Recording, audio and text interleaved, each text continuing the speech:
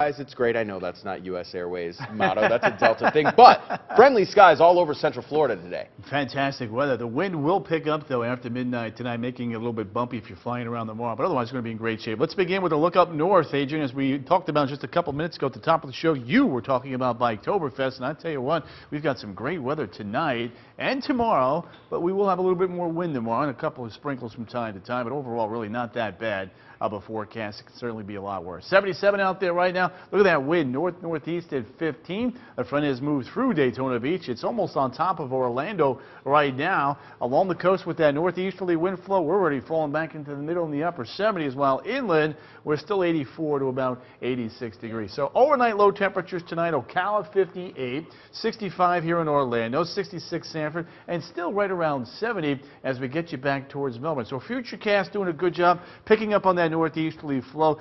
It does have a hint of some moisture come daybreak tomorrow morning in Brevard County, so we'll have to watch that there for you. But as we get into the afternoon, a bigger surge of wind means a lot of clouds, and from time to time a couple sprinkles, a few of which may make it west of I-95 into Seminole, Orange, and on into Osceola counties. Now look at the wind picking up by 11 o'clock, and then after midnight, pretty much area-wide through daybreak, we're talking about gusts as high as 25 miles an hour, and those will stick around pretty much all afternoon long. In fact, by late afternoon, we could even see some gusts as high as 30 miles an hour or a little bit over that on into early Monday morning. So the big bulk of the wind will be during the late afternoon and the evening hours there on Sunday. Look at the highs tomorrow.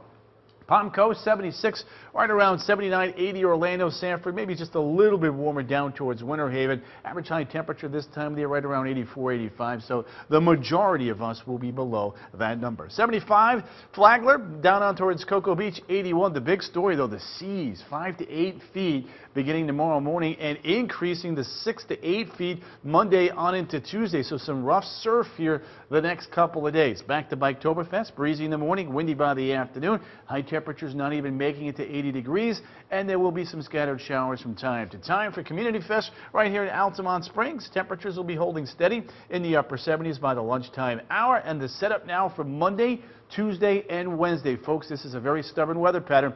Deep easterly flow. We're watching the rip currents. We're watching the rough surf. Small craft advisories will likely be held through the day on Monday. Here's Invest 92 now. A lot of the models taking the west, a few of it taking north and west, but the European computer model, which has done a very good job thus far this summer with a lot of these tropical features, is taking this particular feature now into the Bay of Campeche, and then just east of Houston by the time we get to Saturday and Sunday of next week in the western Gulf of Mexico. We'll continue to watch it there for you. Bottom line for us is hurricane season doesn't end until the end of November, but for us, we'll have our wind this weekend and temperatures in check near 80. All right, thanks, Tony.